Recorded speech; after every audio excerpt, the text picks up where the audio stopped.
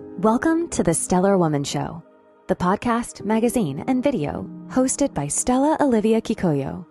Each week, Stella will be bringing you a guest or a segment from the Stellar Woman magazine, whose mission is to spread thriving global women's stories, expert knowledge, and experiences covering mind, body, and spirit, fashion and beauty, money, business, and leadership, so that you too can be inspired, learn, be empowered, and thrive.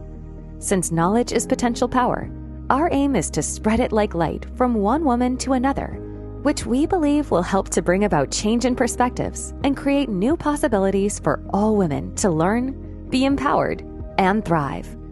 We know if one woman thrives, her family and community thrive too, and the world becomes a better and brighter world. With over 100 interviews and stories, articles, videos, surveys, real life and business lessons and trainings, we believe that there's no better women's classroom as the Stellar Woman Show and magazine.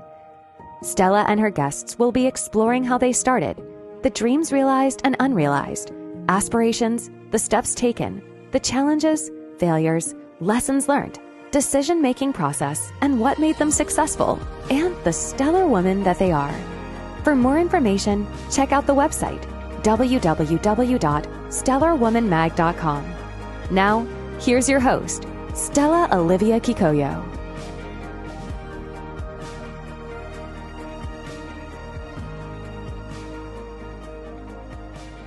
Hello, welcome to the Stellar Woman magazine. My name is Stella Olivia Kikoyo, and I'm the editor-in-chief of the Stellar Woman magazine. Stellar Woman magazine is here to bring you thriving women's stories, knowledge, and experiences so that you too can learn one or two things, be inspired, change, and thrive in your life. We're here to bring you light, spread this light so that you can tap into this light and use it into your life. We believe that we are changing one woman's perspective at a time. And as we brighten up one woman's life, we know that the families will be brightened, communities, and the world at large. So today we are really privileged, thrilled, and honored to be having Tina Baker. Tina, thank you for joining us here on the Stellar Woman magazine show. Thank you for having me, Stella. Yes. So Tina is many things. She is a legal and business consultant. She is a singer and a songwriter. She's due to, I think you've already released your new one of your new singles, that's Jazzy Sensation. Yeah, and Tina has done a lot of things, especially in the legal profession. She has spent 20 years as an advisor on different perspectives, but mainly on global tech companies. And she's a co-founder, tech law firm, Jagshaw Baker. She co-founded the tech law firm in 2013, and this law firm was acquired by Withers and rebranded as Withers Tech Firm in 2018. So there's a lot that we're going to learn from Tina as a stellar woman. And this particular issue is about decision-making. And we can see from all these perspectives, from all her experiences, there's a lot of decisions being made. We all make decisions every single day. We are making decisions, but there are those fundamental decisions that really change the course of your life journey. So we are going to hear from Tina herself. So welcome again, Tina. And we're going to start by you telling us more, apart from what we've just said here, or for you to broaden up what I've just introduced here, is who is Tina Baker? What a question. Well, I'm a person who is, I'm American. I've lived in the UK for 20 years. I'm back in the US now. I started my life in Brookland, New York, and grew up there, which I think is one of the best places in the world to grow up, although I wouldn't want to live there now. I spent most of my childhood involved in music. I feel really fortunate to have grown up in the 60s and have been exposed to what was actually a revolution in music. I believe the Beatles, the Rolling Stones, all of the rock and roll, Led Zeppelin, my heroes. And I was always involved in theater and things like that. But I ended up going to college at a place in Massachusetts called Hampshire College, which has some stellar alumni.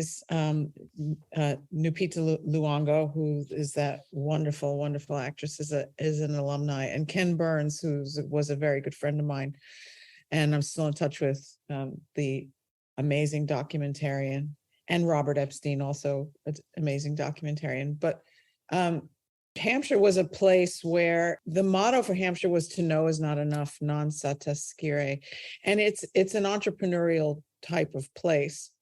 So even though I spent a lot of time at Hampshire working on music, I also got very involved in the politics there, and I ran for and was elected a student trustee, which I served on a 2-year term. And there was a lot of turmoil there. I was a financial aid student, and a lot of my friends were financial aid students. I always laugh. You can always tell the financial aid students, they're very well dressed. And the rest of the students are wearing ripped up clothes because they don't want people to know they're rich. But during that whole process, I had a friend who said, you'd make a really good lawyer. You should go to law school. And I ended up marrying that person. And, I think that a lot of times, like, I'd never wanted to be a lawyer. I just always wanted to be a singer and an actress. But I'd had some issues with it. Even though it was always my passion, I felt emotionally held back. I had a very traumatic childhood. There was a lot of abuse, neglect, and which was very typical of those times when I was growing up. I think one of the things that is really interesting, if you look generationally, my parents did the best they could, but they never would have thought about going into therapy as adults, even though they might have been unhappy. Whereas now it's pretty typical for people to seek ways to make themselves more happy other than just making money. And because we all know money doesn't lead to happiness at all. So there's a certain threshold. If you're below that threshold, it can make you unhappy, but having loads of money doesn't never make you happy. But also they would not think to have their children engaged in any kind of therapeutic activities, which is now very common. So, I've been struggling with lifelong issues of self-worth, self-esteem. And so it held me back as a performer. And so I was having issues with that in college, especially. I was in a band, they threw me out. It was all just like partially because I smoked too many cigarettes, which, for a singer is just ridiculous. But I had an addictive behavior problem, which I still do, which is, something we can talk about as we go on. But I lived in a household with 5 adults, 4 of whom were smoking. And my mother was smoking when she was pregnant with me. So I think I was probably born addicted to nicotine. So at any rate, I said, hey, I'll consider law school. So I went to law school. Before that, I worked in politics in Boston for a year. Absolutely hated it. Somehow got involved with this thing that was run by the Republican Party, and it just was not good. So I went to law school, got married to this person from Hampshire College called Arthur Baker, hence the Baker. And we ended up moving to New York after law school, which is where I'm from, because Arthur wanted to be a record producer. And I told him, you need to be in New York. And he wanted to stay in Boston, which is where he was from. But I said, big fish, small pond, you can't do this. And so we moved to New York, and he became incredibly successful. So while that was happening, he had me singing with him because we wrote some songs, we were doing all this stuff. And while I was a lawyer, I recorded a single with Africa Bambaataa called Jazzy Sensation. And it was the first record on Tommy Boy Records. That's when I got named Tina B, because I rapped and sang, and I was in the studio. I remember this. It was like 2:00 in the morning, right? And I had to work the next day. And we were just like, okay, my name is Tina B, and I come to say I need my music in a jazzy way. So yeah, and it was fun. So that record was not humongously successful, but it started me on a journey of recording. And then I joined a group called Rockers Revenge that Arthur had put together with these two brothers and one of their girlfriends. The two brothers worked in a record store in Brooklyn near where we were living at the time. And we did a remake of Eddie Grant's song, Walking on Sunshine, not the one that everyone knows. It's you're mine, you're walking on sunshine. And so that song became a #4 pop record in England. It was a #1 dance record in America. And we never made it over to England, which I think was a big reason that our careers as a group didn't go on. But we were gigging all the time and I was going to work. I mean, it was really, I was a young lawyer, and I was working really long hours. So it was really incredible. So, but once Arthur started making a lot of money, we just looked at each other and I said, can I quit my job? And he said, yeah. So, and we opened a recording studio. I put it all together. So I was helping him with businesses. We were doing our stuff. And then he got me signed as a solo artist. So that's how the whole thing started for me. I have him to really thank. I supported him while he was trying to get his career going. And then once he got it going, he supported me as an artist. And even though our marriage didn't last, our friendship did. And I think part of the reason, well, there's two reasons for that. One is we were friends for several years before we started seeing each other romantically. And then also, I think we saw the value. I don't know, it's sort of, we became family. It just didn't make sense to not be friends, especially because we didn't leave each other on, sometimes when people get really hurt, they want to hurt the other person, but it was more like, okay, this was time for us to move on. It worked out. It's worked out kind of okay. I mean, it has its challenges, but anyway, so we still work together and we were doing things, and so I spent most of the 1980s doing music, all of it actually, except for the first couple of years when I was working as a lawyer. And during that time, I was an amazing career in the sense I wasn't making huge amounts of money, but I was singing backup for all sorts of people, Madonna, Bruce Springsteen. I sang with U2. I went on tour with Little Steven, who was in the E Street Band. I wrote songs for people like Jeff Beck. And I had songs in movies. And I was in a movie called Beat Street, it's so funny to me how so many people love that film. I remember when it came out, I thought it was the worst movie I ever saw. Exactly. But it's a classic. It's a breakdance movie. I mean, and it was produced by Harry Belafonte. I think I'm in the movie as myself singing a song, which a lot of people really still love. I mean, it's crazy for me. Like, I have tons of fans out there now from my hip hop dance music phase. Yeah. And then towards the end of the 80s, I got signed by A&M Records and I did a pop album, which I love. It's on Spotify. I own it now. I got the rights to it back. It never got released. A&M Records was an independent label that was founded by Herb Alpert and Jerry Moss. And it was probably the last big independent label. Sting was on A&M, Janet Jackson. I mean, it was a great, Cat Stevens, really good roster of artists. They sold the label to Polygram. It got folded in to Universal, and then they just closed it. So everyone got dropped. They closed the label. I mean, it still exists, but it's not really what it was. So a lot of things happened to me at that point, and I don't think I want to talk about them here, but I ended up going back to work as a lawyer after that happened, because I wanted to keep going, but I was very much in debt. And I was scared, and the music business was very unfriendly to females.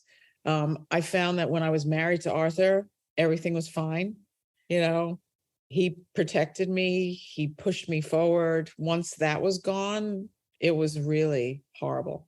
So I had a lot of issues right then and there. So I was sexually assaulted by someone. So it was all just, okay, this is really nasty. And I stopped singing for about a year. And I was working at this law firm and I was doing life science IPOs, which I actually loved. The sciences were great. And I did 4 public offerings for a gene therapy company, which took years. And I mean, now we have gene therapy. Actually, one of the coronavirus vaccines is a gene therapy vaccine. And there is gene therapy in some therapeutics now becoming marketable. These companies were way before their time, but this was pre-internet. So it's what one of our clients said, that investors want the blue sky and the hereafter. Yes. And yeah. So they invest in things that look like they're going to be, ooh. And so gene therapy and all sorts of other molecular, biological technology companies. So I was doing that. And I woke up in the middle of the night and I had this opera aria going through my head, because during the 80s, I just immersed myself in everything. I saw every opera. I saw Pavarotti in live like 6 times. Amazing. Like I loved opera. I love all kinds of music except kind of country, Western. But other than that, I love everything, right? Including heavy metal. I just love, so I just thought, I wake up in the middle of the night, I got this opera aria going through my head. I decide I'm going to become an opera singer. So I did. It was just, wow. I know. Wow. Now, what was really weird about it, though, is I was already in my 30s. It's very late to start singing opera. And I was thinking about going into some programs, but I was over the age limit. Like, you have to be in your 20s really to start training for this. And so I studied at Juilliard on the weekend in the adult education program for opera. And the conductor who ran that also had an opera company. So I joined his opera company and I did workshop performances of La Bohème and La Traviata. And he said to me, if you're going to do any kind of career, you have to come at it a different way. No one's going to hire you to be in any companies. And I was like, okay. So I started recording opera dance music with friends of mine from the dance scene. And as you do. And I eventually partnered up with this guy who's now really successful doing music for video games. Incredible musician, Tom Salta is his name. And we wrote a whole album of stuff based on music from dead people, like Mozart. And it was phenomenal, this record. And some of it was produced by Philippe Sace, who's a Grammy-winning jazz guy. And he's still around. He's still working. He just wrote a song with Nile Rodgers. And so we almost got signed twice. And, it's the age-old story for the music business. And so at this point, I sort of was winding down. As we're in the late 90s. I quit my law job. I was working part-time just as a consultant, just to make some money. After the 2 deals with Tom didn't pan out, I had a manager then who was a heavy metal guy. It's my opera teacher in London. He called opera singing sophisticated screaming. very, very cool. And he used to call me Scarici. That was my nickname. I loved that because I loved hitting the high notes. That's all I want. I lived for. So, and now I just started a rock band. So we'll get to that later, but I just started it. We're singing Back in Black by AC/DC, which, you want to talk about screaming, but I love it. It's amazing. So anyway, he introduces me to this producer in London who had just worked with an opera singer and was doing an album with him. So I ended up moving to London and that's why. It was because of this project I was going to do with this producer in London, which didn't happen. When I moved, it's amazing. I tell people, you always, in most cases in the music industry, if someone says to you, let's do this, it never happens. And it's not that they don't mean it. It's just shit happens. And they mean it at the time, and then whatever happens, and it doesn't happen. So, but to tell someone to move continents, to work with you, and then when you get there, to just sort of say, you know what, I don't got time for this, was pretty incredible. Now, at this point, Arthur Baker had moved to London, so he was already there. So he helped me out, find some place to live. And I ended up living near one of the people I'd worked with in the 90s, who was also English. So I kind of had a circle of people, and I started doing some music there with other people. I met this guy. We ended up living together for 6 years. We tried to do some recording, but none of it really clicked. So I was performing as an opera singer twice a month. I had a gig. And I was working at a US law firm in London. And so we're looking at 2000. So what happens then? They hired me because I had all this IPO experience, and they were working with European tech companies that were IPOing in the US. Well, come 2000, you've got internet crash. You've got Enron, which made listing in the US much more difficult. And then you had 9/11. And so basically nobody wanted to list in the US markets from abroad. It just was too difficult. So that whole work stream dried up. So we started just going to networking events, holding networking events, and I started to meet everyone who was in venture capital in London and large parts of Europe. And then when stuff started to come back, we had clients. It was amazing how that, I always say this. I mean, I don't know that what's to learn from this really, but timing is everything. And I always felt like I've had really poor timing in my life, except for this. Because we were there at the right moment to become known to all. And there were, at that point in time, there weren't that many lawyers in London who did venture capital. And also I was both US and UK qualified. And I think that the tech companies and the investors appreciated that because everyone had their eye on the US. They all wanted to either IPO or get acquired by some massive US company. And so having lawyers who understood the nuances of both legal systems, which are very similar, by the way, because they're both based on common law, which common law being court precedent. So most of Europe is what's called civil law, which is their laws are codified, they're written into statutes. So you have to follow and know the statutes. And so law changes very slowly in the civil law countries because you have to have a whole legislative, whereas you can just go to court. I mean, you see what just happened in the US. All of a sudden, abortion's not a constitutional right. It happened in 5 minutes, right? Yes. You know, and they can't legislate that for years. So obviously having a common law system makes a much more fluid legal system. So being that the US and the UK are both common law, it's easy to know both legal systems pretty quickly. So we became, now doing both things together, that you said about how do you handle both. Unfortunately for me, and fortunately for me, I couldn't not sing. So even if I had, except for that one blip after I'd been sexually assaulted and I just like stopped singing for a short minute, I couldn't not sing. So I found a teacher. I've had singing lessons most of my adult life. Mm-hmm. I still have a voice coach. I have a lesson almost every week still. I practice almost every day. Wow. So when I was when I was working full time and I was very busy, I couldn't necessarily practice every day, but I would have a lesson at least once a week. I would practice at least twice a week. So I would have at least some kind of structure. Okay, let's look at the reality of life here. You know, you as a mother know this, right? You have schedules of where you have to take your kids when, and you fit your exercise, for instance, around that.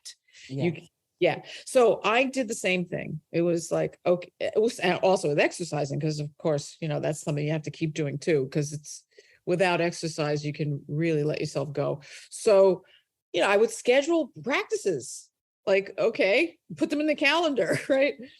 And I would not miss a lesson unless I was deathly ill. Plus, I was also performing still. So I think partially having something to motivate you does help. Yeah.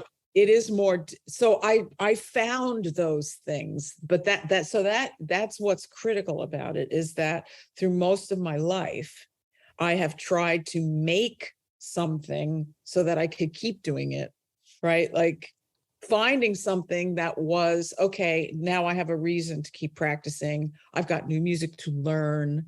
Because otherwise, if you're just like, oh, I like singing, and I'm not singing anywhere and I have nothing, it's much harder to motivate yourself. So I created the motivation. All right. So during this time, and what's interesting, what I found is, with very few exceptions, most of the clients that I got were so, I don't know what the word is, but they were so impressed that I was also this singer. Occasionally, I would hear people say, really? How do we take you seriously? And I was like, okay, you're not the client for me. And these were always men. These were always men, of course, And unfortunately, in the tech world, it's getting better now. And, we have a lot more female founders and a lot more female VCs. But at the beginning, there was hardly any, I used to go to these things. I'd be the only woman in the room. There were hardly any women lawyers in the corporate field. You find them in family law, employment law, wills. That's right. Yeah. Right. Yeah. There were very few women in venture capital and corporate. And also there were very few VCs and very few tech founders that were women. So, but having this passion about singing was seen as a plus by most of the clients that I had. And I think there's a couple of reasons for that. Many people, many lawyers, and many people in business also play music.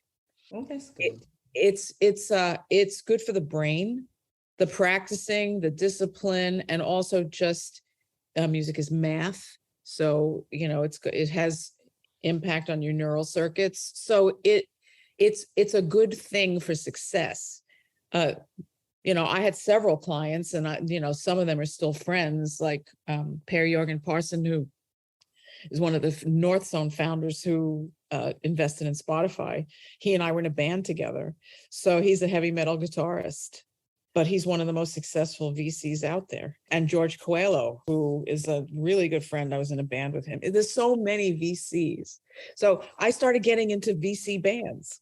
I was in 2 different VC bands, and we had gigs. Up until I left London, I was gigging with one of them. So I found things for myself to do to keep the music going. And it also kept me from going crazy, from being a lawyer.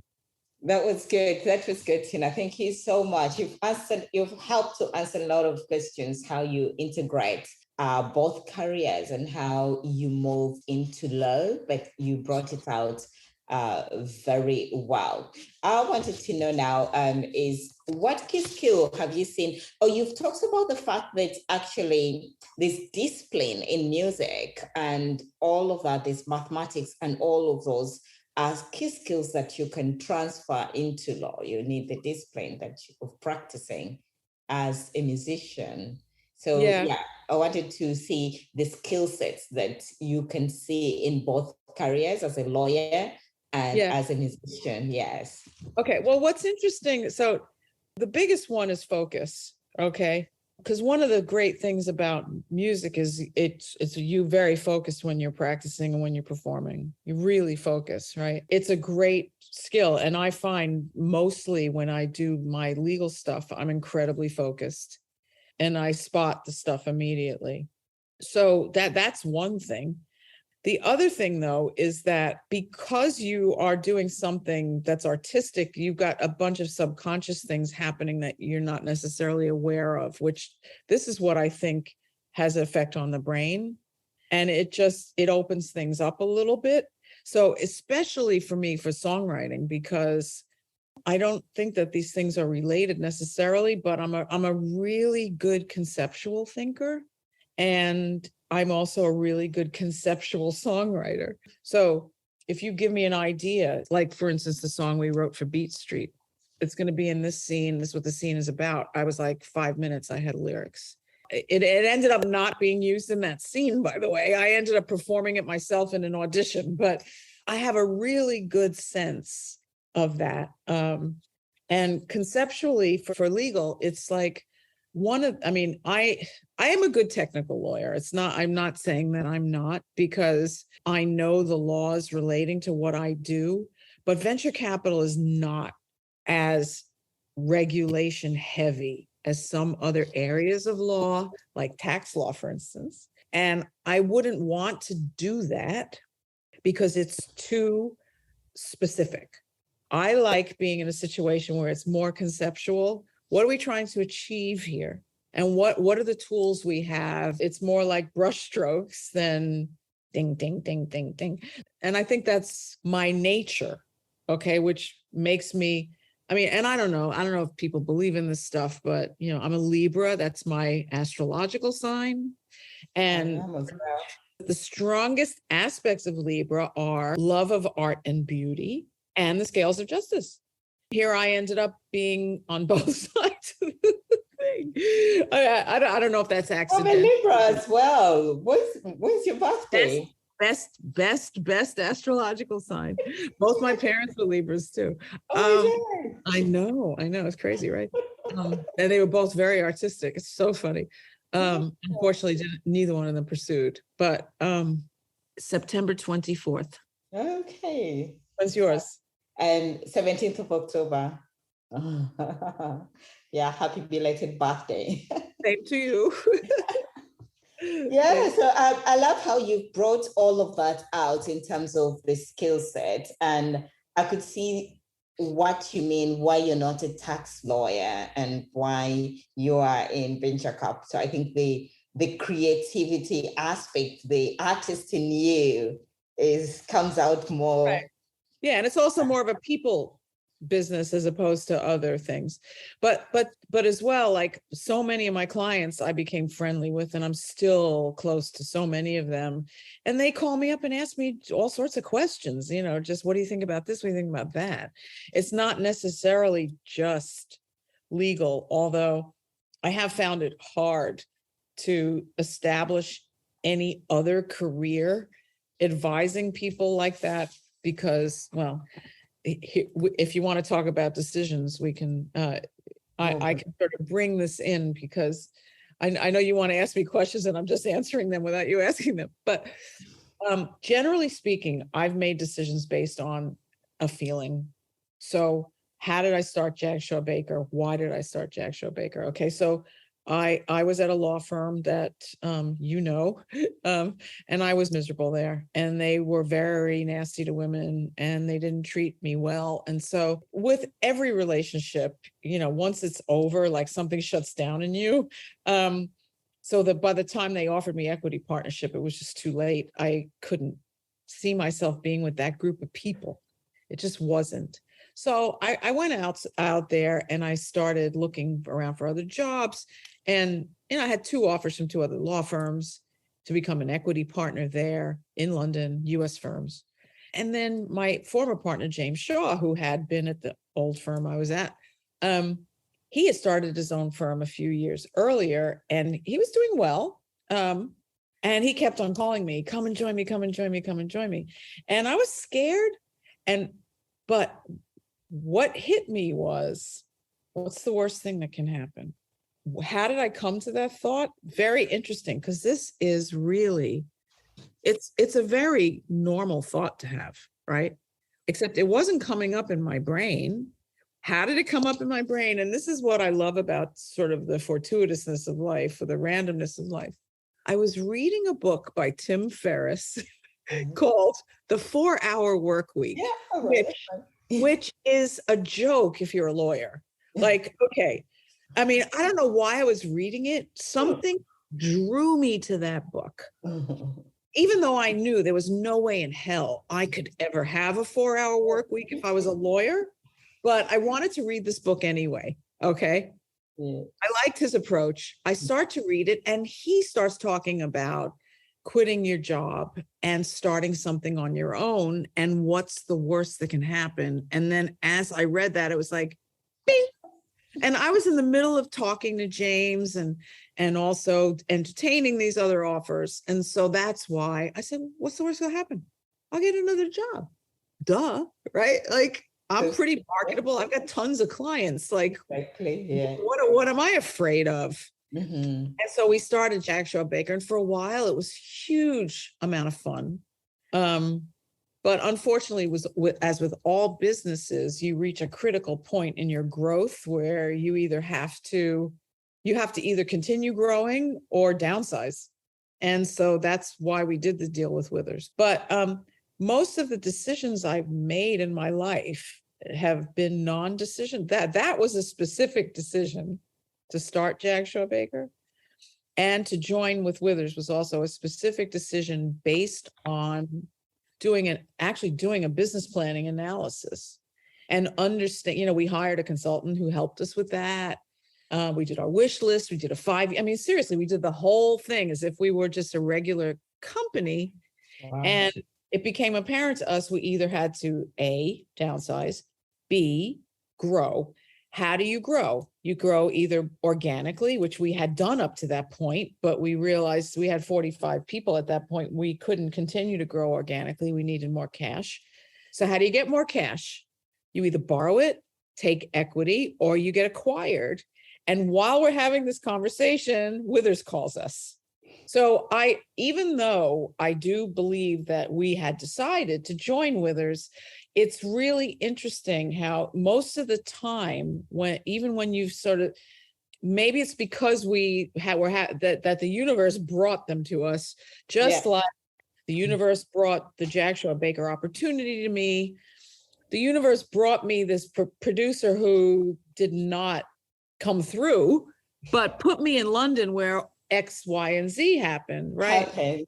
Yeah. No so I'm not a huge believer that I have any control over my life. Like, yes. I don't believe I have any control over my life. Yeah, that's good. Yeah. It's even though we all, and I'm still guilty of this.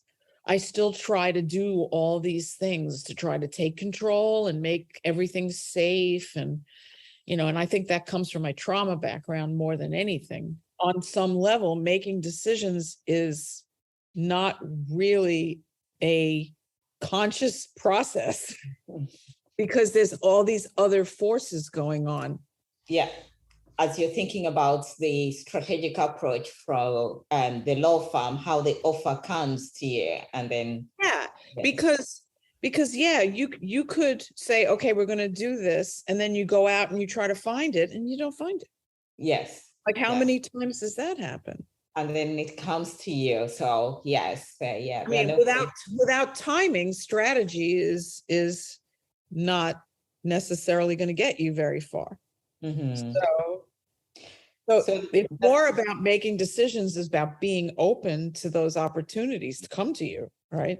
Exactly. So does that mean that you have both approaches? Because there's a time when you had to do all that analysis and planning, but at the same time, you like the intuition aspect.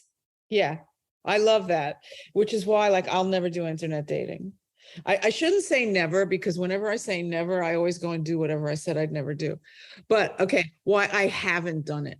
Because I love the magic of just meeting somebody. It to me, it's always been like, oh my God, how did that happen? Right? Yeah, and it's cool.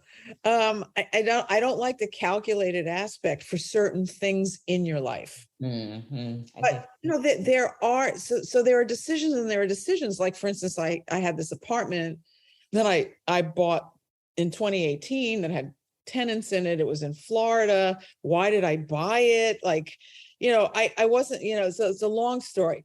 I won't take time on this interview about why I bought this apartment and where it is and all that. But, that decision was a very weird decision. And I wasn't exactly sure why I made it, but then it became clear later.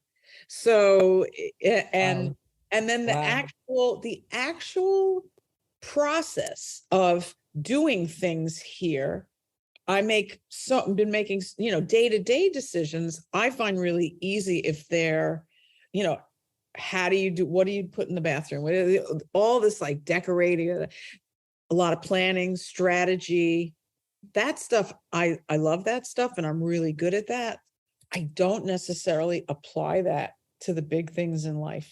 And I know some people do. Yes. Some people calculate to a whole analysis of even a partner they are going to marry. It's a whole... Right. Exactly. And, if that works for them, great. But to me, it takes the magic out of life. And I just, Magic, you want some magic in your life. yeah, Yes. it's not for How me. did that happen? Yeah. Yeah, it's not for me. Yes. And the Okay. magic of how did I end up here, and how did I end up in London? And then I met that guy, and then, all it's like, and then I became like one of the most sought after venture capital lawyers. Like, you couldn't make the shit up. If who would have thought that I would have been that? Exactly. Right? Exactly. So growing up as this, fat kid in Brooklyn who belted, rock and roll songs. Exactly. That's amazing. Amazing. So let us take you back as a co-founder and running the law firm.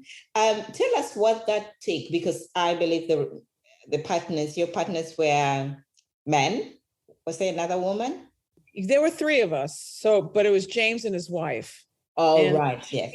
She was the managing partner, and she handled all the admin stuff. Unfortunately, she had some things happen, and we only had her for about a year and a half. And then James and I pretty much split up her duties. She's now an entrepreneur doing very well. So even though it was just James and I, out of the 45 people we had, 30 something of them were women. So we were very heavily weighted towards women in the firm, both lawyers and marketing, our CFO, woman. I mean, we hired the best person for the job. We weren't necessarily out there looking for women, but we had a lot of women. And so there was no decisions made though we tried to hire more people of color, but that, we did try, but there just weren't that many candidates looking for jobs in our type of a firm. We had a few, yes, but not as many as we wanted. Yeah. Although you had the conscious decision, yes. So what type of leadership styles do you have? Well, I was always the one that, James was dad and I was mom. And, if James said no, they'd come to me. That happened a lot. No, well, one of the things I did, which is not necessary, I'm not saying this is good or bad. I led by example. Mm-hmm. You led by example. That's very good. Yeah. I mean, I didn't. So if I was expecting people to work late, I was there. I was in the office with them. I never made people do something I wouldn't do. And I tried really hard to train people in my style or whatever I thought was appropriate for them if I saw that. Because, I had several roles there. I was a lawyer. I was actually doing legal work, but I was also very responsible for the business development. I brought in a lot of the clients, and I organized a lot of events with clients and potential clients, industry players. And so I would bring people with me to events so they could observe what I did. And then I would always be available if they needed help or had questions. So that was another thing. So I was leading by example, and I was making myself very available, because I know that a lot of people voice frustration when they can't get access to their manager or, whoever's they're trying to do the work with, right? It's a horrible feeling. It's very frustrating. Yeah. Especially if you can't finish what you're doing because you need feedback, or you feel a little out of your depth, or whatever it is.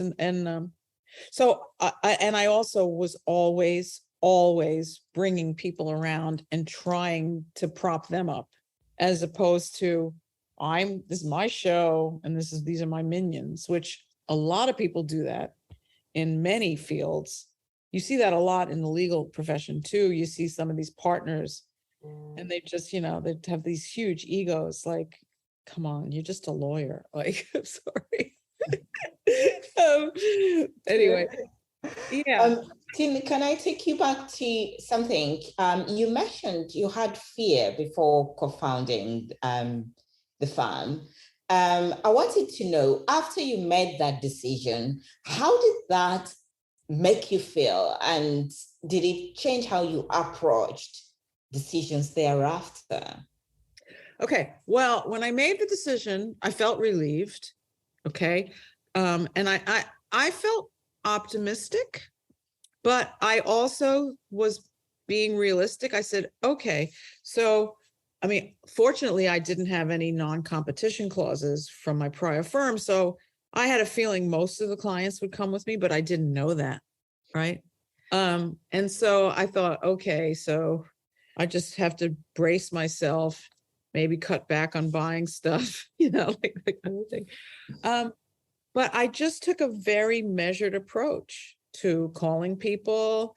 And I just went about this is something I'm very good at, is planning and sort of mapping out ways to get to something.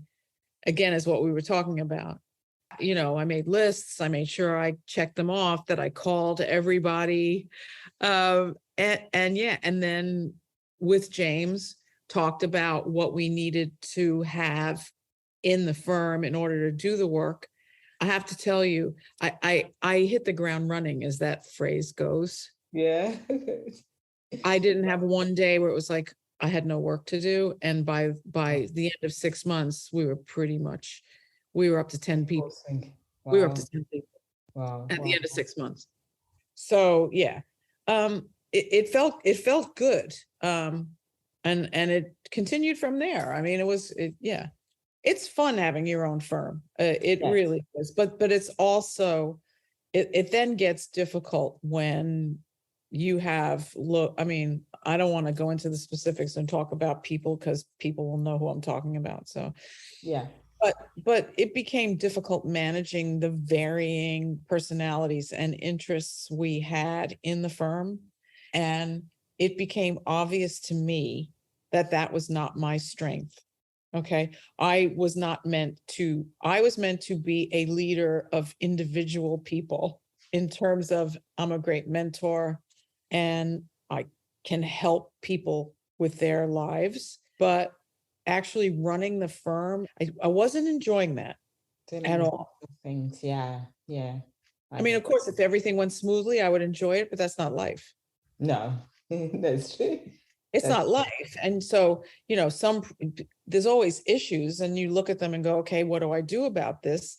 And there were many issues that were coming up where I tried and I didn't know what to do about them, and I couldn't do anything about them. So yeah, I think each phase in life brings out something that teaches us something about ourselves. You find out more about yourself. Yeah, your fears, your capabilities, your strength, something you didn't know you're strong at, then you discover it. Something you're weak at, you discover that. So yeah. Right. Yeah, so each position or each phase just puts you in a new position to discover more about yourself.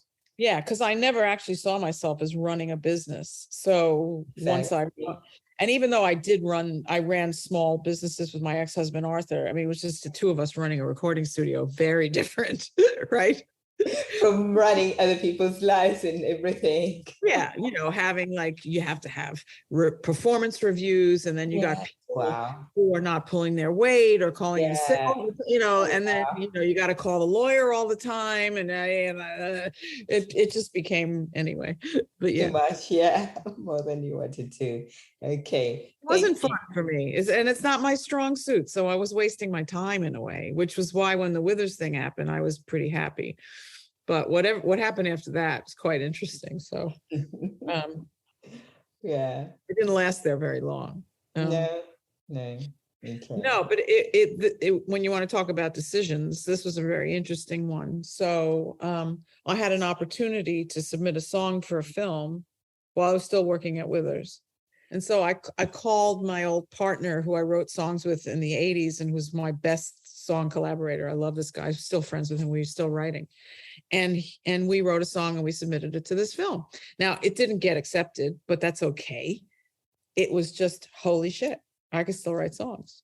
So I decided 6 months after joining Withers that life was too short. I didn't have a lot of time left on the planet, and I was going to go back to singing and songwriting full time. I had some money saved, not enough to support me for the rest of my life, but enough for a few years to just be able to just do what I wanted. So I quit. They were pissed. They were really not happy with me. And I I in a way, I didn't really think it through. It might have been slightly impulsive, but again, it was another book that I read. So have you ever read A Little Life? No. It's by this woman called Hanya Kanagahara.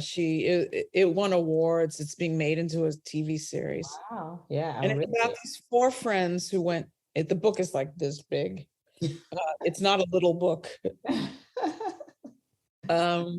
So this guy, it's about four friends who from college and what happens to them in their lives.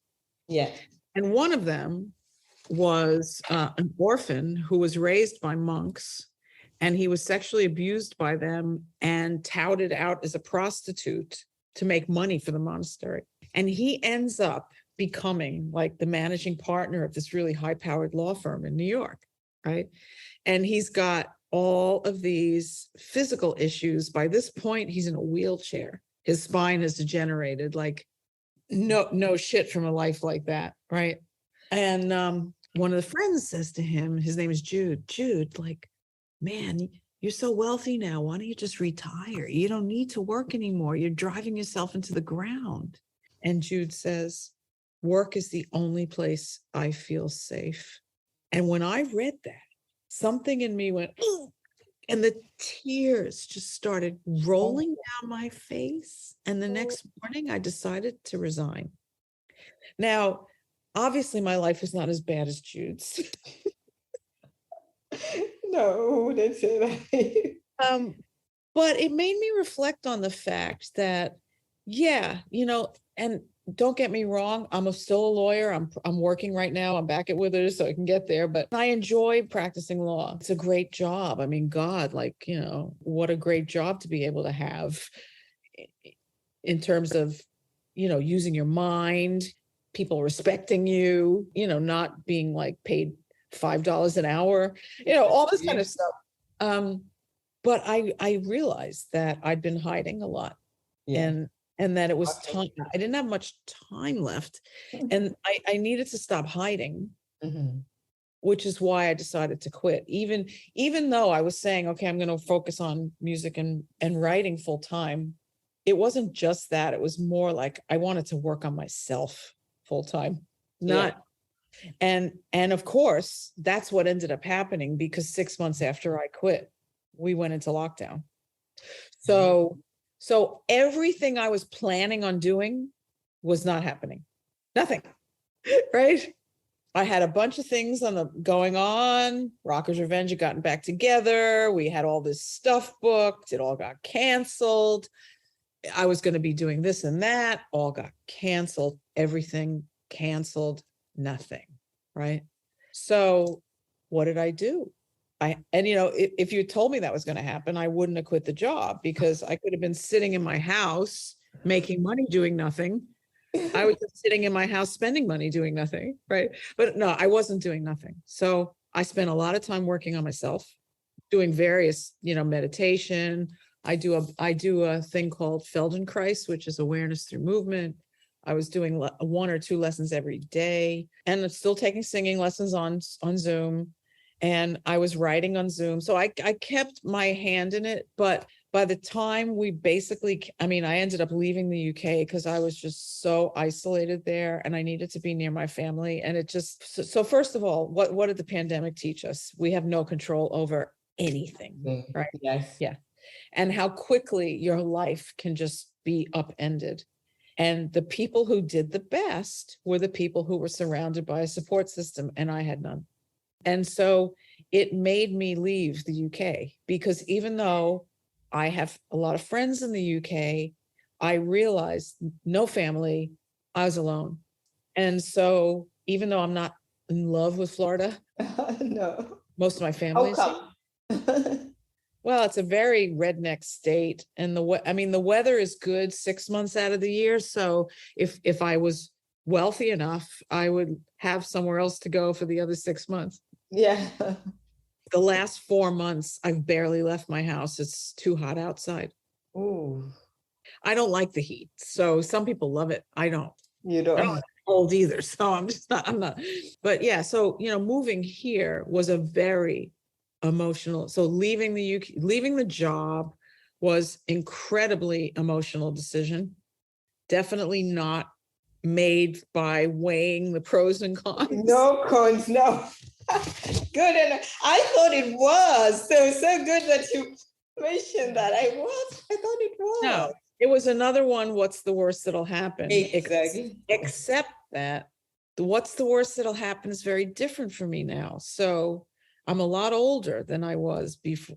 Jack Shaw Baker was 10 years ago, and most law firms won't hire someone as old as I am. So I'll just get another job. It's not just such an easy thing to say. Yeah, I could get a job working at Target. It's not an easy thing. So yeah. So I basically decided to just do whatever I feel like doing, and it's led me to some interesting places. Yes. Very good.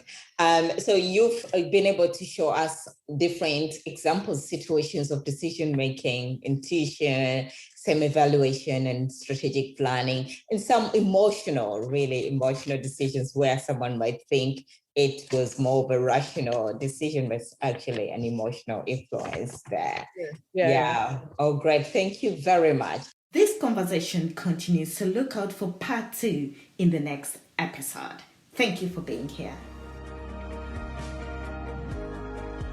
Thank you for joining us on the Stellar Woman magazine and show's mission to spread thriving women's stories, knowledge, and experiences so that you too can learn one or two things, be inspired, empowered to change, and thrive.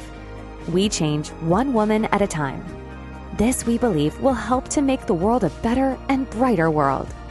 I hope today's episode inspired you to change perspective, see new possibilities, and take action so that you can become the stellar woman that you would like to be. If you enjoyed this episode, make sure to go to the Stellar Woman Show and magazine website for transcripts and more. Also, please remember to subscribe, review, and share with others, and follow us on all social media platforms. Have a great day. We look forward to catching up with you on the next episode.